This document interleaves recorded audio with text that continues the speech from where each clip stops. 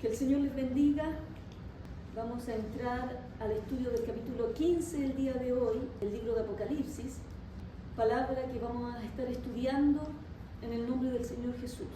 Voy a dar lectura al capítulo 15 del libro de Apocalipsis. Tiene apenas 8 versículos comparados con los que hemos estado estudiando en otros capítulos. Y dice así la palabra del Señor: vi en el cielo otra señal grande y admirable, 7 ángeles que tenían las 7 plagas postreras, porque en ellas se consumaba la ira de Dios.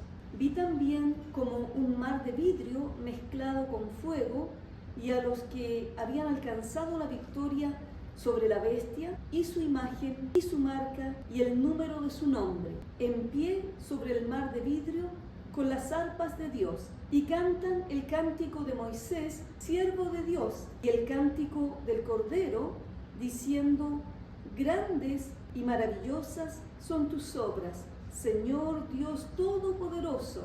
Justos y verdaderos son tus caminos, Rey de los santos. ¿Quién no te temerá, oh Señor, y glorificará tu nombre? Pues solo tú eres santo, por lo cual todas las naciones vendrán y te adorarán, porque tus juicios se han manifestado. Después de estas cosas miré, y he aquí fue abierto en el cielo el templo del tabernáculo del testimonio, y del templo salieron los 7 ángeles que tenían las 7 plagas, vestidos de lino limpio y resplandeciente, y ceñidos alrededor del pecho con cintos de oro. Y uno de los 4 seres vivientes dio a los 7 ángeles 7 copas de oro, llenas de la ira de Dios, que vive por los siglos de los siglos. Y el templo se llenó de humo por la gloria de Dios y por su poder, y nadie podía entrar en el templo hasta que se hubiesen cumplido las 7 plagas de los 7 ángeles. Amén. Amén. El capítulo 15 introduce las 7 copas de la ira, los juicios finales de Dios del periodo de la tribulación, que entendemos va a ser de 7 años. Los juicios de las copas vienen en una forma sucesiva, e incluso diría yo rápida, y cada uno es más fuerte en furia y en intensidad que el anterior. Las copas son las últimas plagas que caerán tras el toque de la 7ª trompeta y concluirán la apertura del 7º sello. Dice aquí que vio en el cielo una señal grande y admirable, 7 ángeles que tenían las 7 plagas postreras, porque en ellas se consumaba la ira de Dios. Entonces el apóstol Juan ahora está describiendo una visión que tuvo de algo que sucede en el cielo. Vio en el cielo una señal grande y admirable, es decir, algo que realmente llamó la atención. Cuando ahí dice la palabra grande, se está refiriendo, así como hablamos ahora de los mega supermercados, mega terremotos, es algo grande lo que vio. Y eso grande, continúa diciendo, son los 7 ángeles que tenían las 7 plagas postreras, porque en ellas, dice, se consumaba la ira de Dios. Si usted recuerda, la semana pasada nosotros estudiamos el capítulo 14, donde Juan describía como que se estaba terminando todo, la consumación de todas las cosas, y parecía que ya estábamos llegando al final. Incluso se menciona en los últimos versículos del capítulo 14 la batalla, la guerra de Armagedón. Pero ahora, en este capítulo 15, Juan vuelve hacia atrás para describir el juicio de Dios con más detalle y aclarar y reafirmar algunas cosas que necesitaban un poquito más de explicación con respecto a la profecía. Ahora, nosotros hemos estudiado antes y entendemos que la literatura hebrea en general es de esta manera. Explica algo en forma general y luego vuelve como yendo a detalles de las cosas que están pasando. Por ejemplo, nosotros tenemos en el capítulo 1 de Génesis, donde se describe y se habla acerca de la creación de Dios. Y se habla de que Dios creó el primer día tal cosa, el segundo, el tercero, y se nos habla de los 7 días de la creación. Pero cuando llegamos al capítulo 2 de Génesis, entonces se nos vuelve a hablar de la creación, pero se da detalles ahora del proceso de creación del hombre. Y tenemos el capítulo 2 de Génesis explicando parte de lo que era el capítulo 1. Ahora aquí, en el capítulo 15 de Apocalipsis, se menciona a los 7 ángeles, y como hemos visto, el número 7 es un número que implica que algo está completo, algo que ya llegó a su fin, algo perfecto, algo que se completó totalmente. Y si usted se fija en este capítulo 15 de Apocalipsis, que solo tiene en esta división 8 versículos, aparecen como 7 veces el número 7. Miremoslos rápidamente. Vi 7 ángeles que tenían las 7 plagas, versículo 1, versículo 6, y del templo salieron los 7 ángeles que tenían las 7 plagas, se les dieron a ellos 7 copas, versículo 7. Entonces allí nosotros vemos que varias veces se repite el número 7 en estos pocos versículos, porque el número 7, como dije, es un número de algo que se completó, de algo que ya llegó al final y también de algo perfecto, que llegó a su perfección máxima. En Levítico, capítulo 26, versículo 21, se menciona la idea de que el Señor iba a añadir 7 veces más plagas a aquellos que no obedecían su palabra del pueblo de Dios, y a causa de los pecados las cosas que iban a venir iban a ser mayores. Aquí se nos habla de las 7 plagas postreras, porque en ellas se consumaba la ira de Dios. Aquí solamente las está mencionando en una forma muy rápida, porque luego la descripción en detalle acerca de esto viene en los capítulos 16 y 17. Entonces, no debemos olvidar que estas 7 plagas postreras son el juicio de Dios para un mundo desobediente y contrario para un mundo rebelde que se ha levantado en contra de Dios. Y nos dice que aquí se consumaba la ira de Dios. Y esa palabra consumada viene de una palabra griega transliterada, una palabra que se diría para nosotros en español teleste, que significa que algo llega a un fin, a un objetivo, y aquí la ira de Dios va a cumplir su propósito. La ira divina no es una ira como nosotros pensamos, porque nosotros pensamos generalmente desde el punto de vista humano, cuando nos airamos nosotros mismos o personas alrededor nuestro y que se airan, y es como un destello de rabia, tiene mucha cosa emocional en esto, y a veces la gente incluso rompe las cosas y hace escándalos y grita, etc. Pero aquí la ira divina no es una explosión impulsiva de rabia que Dios lanza en forma caprichosa en contra de personas que no son de su agrado. No, no es así.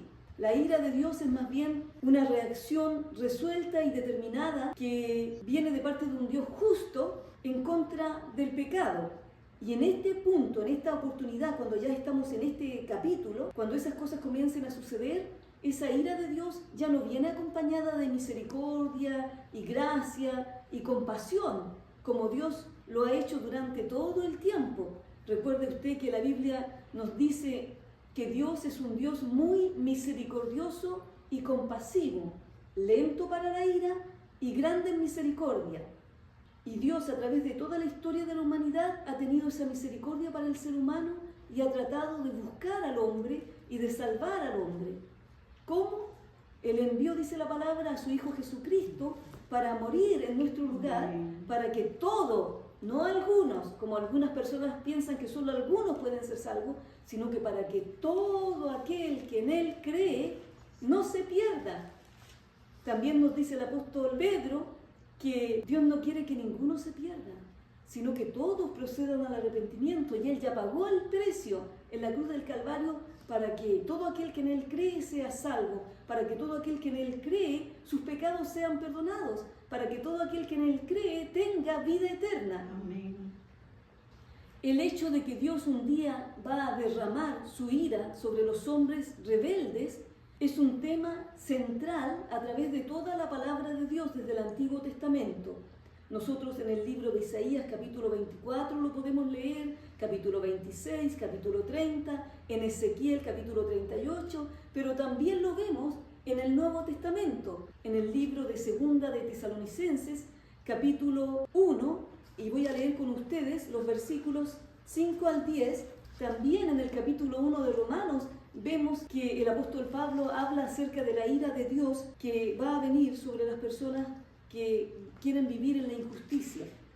Ok, Segunda de Tesalonicenses capítulo 1, versículos 5 al 10, nos dice así: esto es demostración del justo juicio de Dios, para que seáis tenidos por dignos del reino de Dios, por el cual asimismo padecéis. Recuerde usted que los primeros cristianos estaban padeciendo por causa del reino de Dios, por causa del Evangelio, pero también durante la tribulación van a haber personas que van a creer en Cristo, incluyendo los 144.000 del pueblo de Israel y muchos otros más del pueblo gentil también, que van a creer. Ellos van a sufrir, van a estar padeciendo por causa del nombre del Señor, porque es justo delante de Dios pagar con tribulación a los que os atribulan, y a vosotros que sois atribulados, daros reposo con nosotros, cuando se manifieste el Señor Jesús desde el cielo con los ángeles de su poder, en llama de fuego. Escuche bien esta parte: para dar retribución a los que no conocieron a Dios ni obedecen al Evangelio de nuestro Señor Jesucristo, los cuales sufrirán pena de eterna perdición, excluidos de la presencia del Señor y de la gloria de su poder, cuando venga en aquel día para ser glorificado en sus santos y ser admirado en todos los que creyeron, por cuanto nuestro testimonio ha sido creído entre vosotros. Entonces nosotros aquí vemos que el juicio de Dios, la ira de Dios va a venir un día.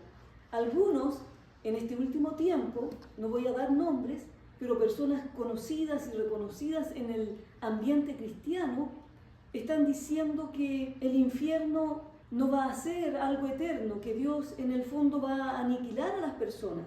Pero lo que nosotros entendemos a través de las Escrituras, que viene un juicio, nos habla el apóstol Pablo, Segunda de Tesalonicenses 1:9, los cuales sufrirán pena de eterna perdición, excluidos de la presencia del Señor y de la gloria de su poder. Entonces va a haber una pena, una retribución eterna, no como estas nuevas enseñanzas que algunos están teniendo y que a veces es sorprendente ver a personas que uno los veía como firmes en las cosas del Señor y en el Evangelio, que han empezado a desviarse de lo que dice la sana doctrina de la palabra de Dios. ¿Y qué es esto? Humanismo, es decir, el ser humano se quiere creer más bueno que Dios y piensan, no, esto es mucho, Dios no va a hacer esto, pero la palabra de Dios es clara y nosotros tenemos que decidir creer a la palabra de Dios, porque Dios es un Dios justo y todo lo que Él hace, lo hace con justicia. Vi en el cielo, voy a volver al capítulo 15 de Apocalipsis, otra señal grande y admirable, 7 ángeles que tenían las 7 plagas postreras, porque en ellas se consumaba la ira de Dios. Versículo 2, vi también como un mar de vidrio mezclado con fuego, y a los que habían alcanzado la victoria sobre la bestia y su imagen y su marca y el número de su nombre, en pie sobre el mar de vidrio con las arpas de Dios. Este mar de vidrio, como lo dice allí el versículo, se ve mezclado con fuego. Esto pudiera estar mostrándonos a nosotros los recordatorios de los fuegos, de los juicios de Dios. Porque cuando nosotros vamos a través de la palabra de Dios, vemos que muchas veces, cuando venía un juicio de Dios, venía a través de fuego. Es más, el apóstol Pedro nos dice que el mundo, la tierra que nosotros conocemos ahora, va a ser terminada y purificada, incluso diríamos, a través del fuego. Cuando el Señor mandó el juicio sobre Sodoma y Gomorra, ¿cómo fue? Con fuego y azufre. Y al final va a ser de la misma manera. Va a venir fuego de Dios que va a consumir todo lo que tiene que ser consumido. Y usted sabe que el fuego purifica las impurezas. Cuando tenemos agua y no tenemos un agua destilada, purificada, se nos recomienda ponerla al fuego para que sea purificada, se limpie. Bueno, aquí nos dice que se vio ese mar de vidrio, y ese mar también se nos menciona en otro capítulo del libro de Apocalipsis, donde se veían en los capítulos 4 y 5 la adoración celestial. Usted puede revisarlo después en los videos que están del estudio de sus capítulos. Aquí dice que él vio a los que habían alcanzado la victoria sobre la bestia por medio de su fidelidad a Dios. Estos que están aquí, que nosotros vemos en esta parte, son aquellos santos, es decir, aquellos que vinieron a Cristo durante el tiempo de la gran tribulación y que tuvieron que sufrir por causa del Señor y por su fidelidad a Dios. Ellos vencieron la presión política, vencieron la presión religiosa, vencieron la presión económica, porque si usted recuerda, el capítulo 13 del libro de Apocalipsis nos dice que una vez que el anticristo y el falso profeta impusieron esa marca, que es la marca de la bestia, el número 666, el nombre de esta bestia, sobre las personas, nadie podía comprar ni vender si no tenía esa marca. Es decir, las personas que no se sujetaron al gobierno del anticristo y no lo adoraron, esas personas van a tener una presión económica, porque no van a poder trabajar, no van a poder recibir un sueldo, no van a poder ir y comprar, no van a tener que comer. La presión va a ser política, va a ser religiosa, va a ser económica. Pero la buena noticia aquí es que dice que los vio, y a los que habían alcanzado la victoria sobre la bestia y su imagen y su marca y el número de su nombre, mire cómo estaban ellos, en pie sobre el mar de vidrio con las arpas de Dios. Es decir, ellos estaban en victoria. Y no es que esta victoria fue una cosa fácil, sino que lo más probable, la mayoría de ellos tuvieron que morir por causa de la fe en el Señor. Pero es considerado como una victoria. La muerte, en este caso, es considerada como una victoria, tal como los primeros cristianos que tuvieron que morir por causa de su fe. Muchos fueron lanzados a los leones, muchos fueron perseguidos, muchos fueron exiliados por causa de su fe. Sin embargo, el día que ellos iban a morir era para ellos el día de su victoria. Gloria a Dios. Entonces ellos están en victoria y están en pie, allí frente a ese mar de cristal, sobre el mar de cristal, con las arpas de Dios. Allí lo ve y dice en la última parte del versículo, con las arpas de Dios. En Apocalipsis 5:8 nosotros vimos a los ancianos, a los 24 ancianos que estaban en el trono de Dios con las arpas. Estos antiguos instrumentos, las arpas, eran unos instrumentos de cuerda que acompañaban los cánticos del pueblo de Dios. Sería bonito aprender a tocar el arpa, ¿verdad? Pero también usted puede leer en su casa, Primera de Crónicas, capítulo 25, versículo 6, también se mencionan las arpas en el Salmo 32:2. Pero no solamente eso, sino que también las arpas de Dios acompañaban el ministerio profético. Es decir, cuando los profetas de Dios iban a hablar y iban a traer lo que Dios les iba a dar, ellos también estaban frente a gente que estaba tocando las arpas. Primera de Samuel capítulo 10 versículo 5. Bueno, los 24 ancianos que nosotros vemos en el libro de Apocalipsis capítulo 5 con las arpas representan a la iglesia redimida y que tocaron sus arpas para alabar a Dios. Era una indicación simbólica de que todo lo dicho por los profetas estaba a punto de cumplirse. Esos ancianos son las únicas personas que nosotros vemos en el libro de Apocalipsis con las arpas. Pero luego llegamos a este capítulo y vemos a estos mártires de la tribulación y que se le da la bendición de adorar a Dios con las arpas, con la música del cielo. Hay una canción cristiana de este último tiempo que dice algo así como que cantaré con la música del cielo, alabando y adorando al Señor. La iglesia primitiva también entendió lo que era esto de la victoria a través de la muerte, porque para los cristianos del primer siglo que murieron como mártires, la muerte para ellos era victoria. Después del gran sufrimiento que ellos tenían, cuando ellos llegaban a ese momento y ellos partían ya sea devorados por los leones o quemados, ellos entraban a la presencia de Dios. Es algo maravilloso el poder ver que la muerte para nosotros, para un cristiano, no es una derrota. Acuérdense que dice el apóstol Pablo que para mí el vivir es Cristo y el morir es ganancia, porque entra a la presencia de Dios. Entonces, para el cristiano de ese tiempo, la muerte es victoria. No es una derrota. El anticristo lo va a mirar como que fuera una derrota para el cristiano. Sin embargo, para el cristiano verdadero, esa muerte es una muerte que es victoria, muerte en victoria. Y como leímos allí, ellos tenían las arpas, que las arpas implican la adoración. Por eso que es importante cuando el enemigo viene también a atacar nuestras vidas, nuestras mentes, nuestras emociones con pensamientos que no son de Dios, que no agradan a Dios, con pensamientos de desánimo, de derrota, de depresión, de soledad, de como que no hay esperanza.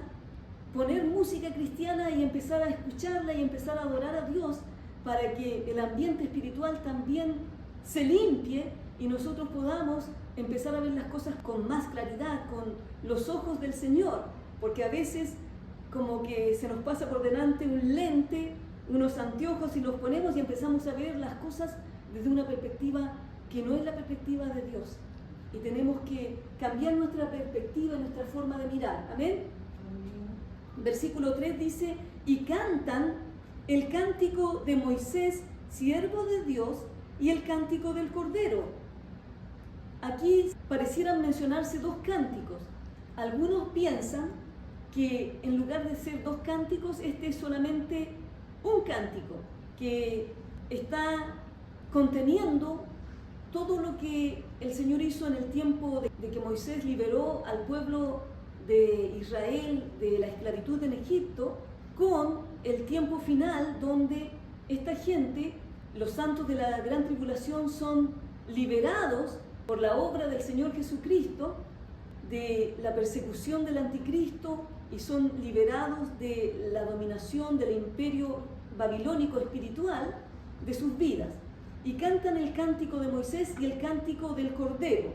Entonces la canción de Moisés sucedió justo después de que el pueblo hebreo, el pueblo de Israel, fue liberado de Egipto y ellos cruzaron el Mar Rojo. Cuando ellos cruzaron el Mar Rojo, vinieron también los juicios de Dios sobre Egipto, sobre Faraón y sobre todo su ejército, y ellos fueron libres y cantaron esta canción. Y usted la puede leer después en Éxodo capítulo 15, que también se menciona en Deuteronomio capítulo 32. Y el cántico del Cordero, nosotros lo encontramos también en el libro de Apocalipsis, capítulo 5, versículo 11 en adelante, dice así: y miré y oí la voz de muchos ángeles alrededor del trono, y de los seres vivientes y de los ancianos, y su número era millones de millones, que decían: santo.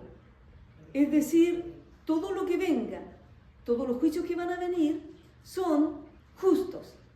Por eso que menciona que justos y verdaderos son tus caminos y solo Dios es santo. Todo lo que Él hace lo hace con justicia, con santidad. ¿Y quién no le va a temer al Señor? ¿Quién no te temerá, oh Señor, y glorificará tu nombre? Va a llegar el momento en que todos, incluso aquellos que no han querido reconocer al Señor, van a tener que adorar a Dios y reconocer a Dios. Lo dice el libro de Filipenses, que un día toda rodilla se doblará y tendrá que confesar que Jesucristo es el Señor.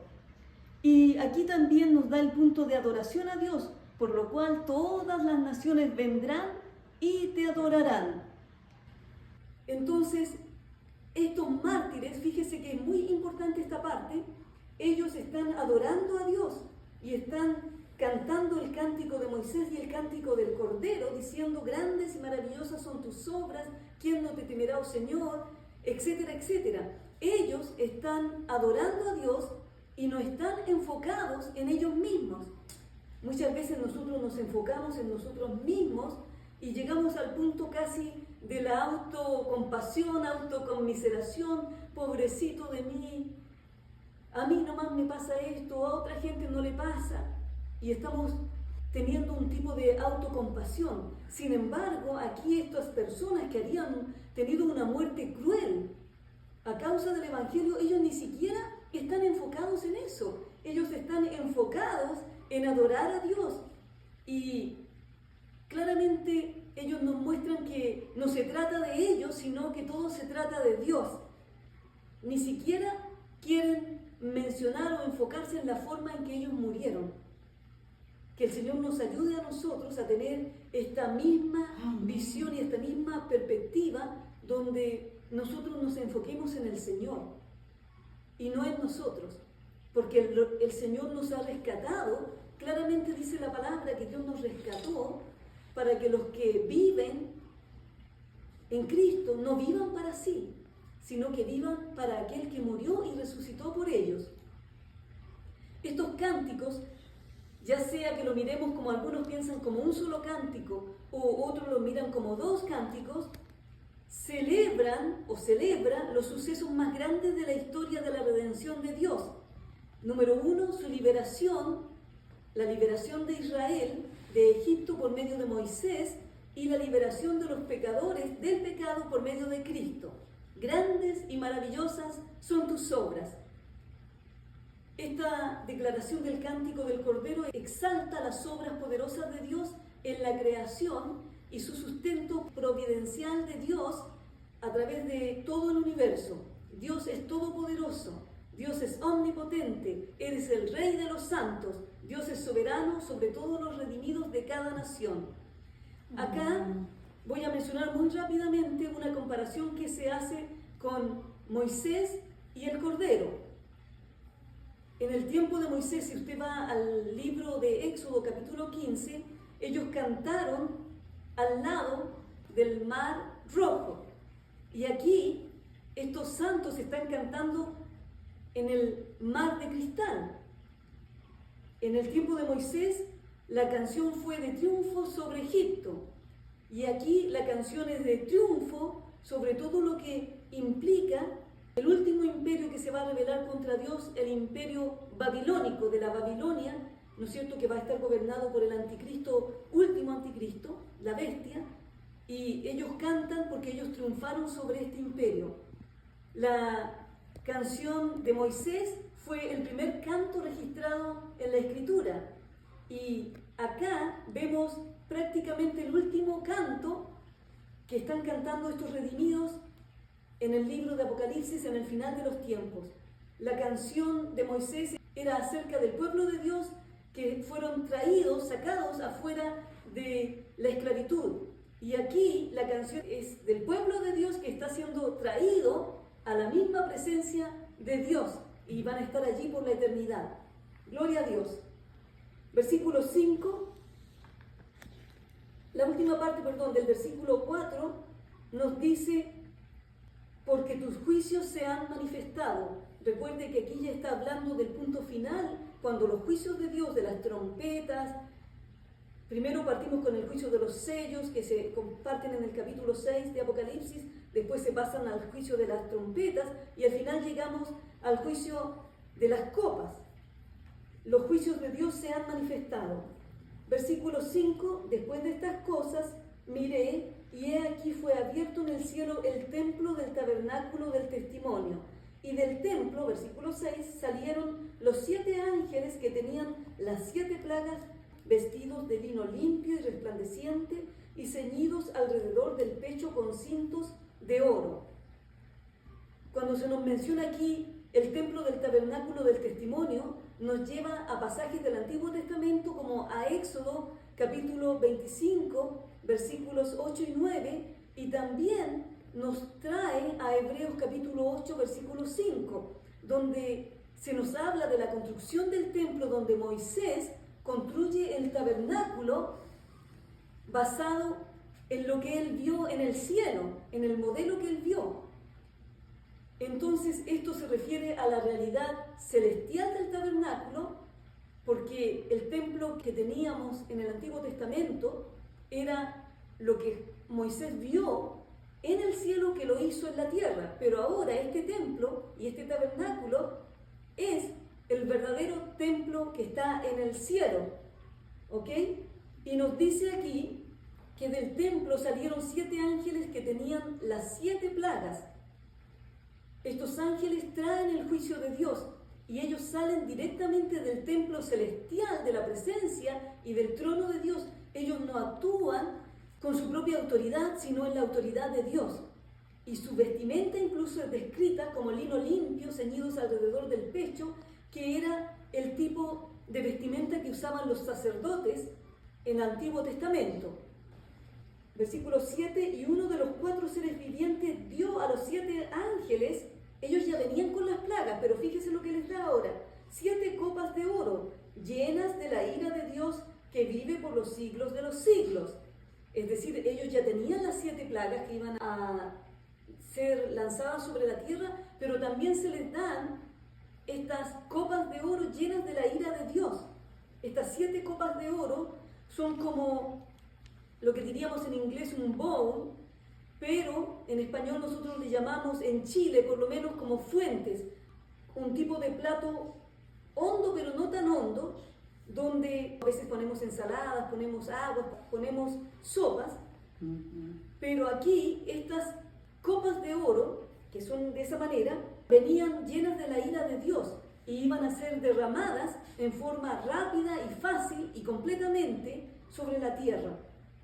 Luego nos dice que, versículo 8, y el templo se llenó de humo por la gloria de Dios y por su poder, y nadie podía entrar en el templo hasta que se hubiesen cumplido las 7 plagas de los 7 ángeles. Y aquí vemos que se llenó de humo el templo.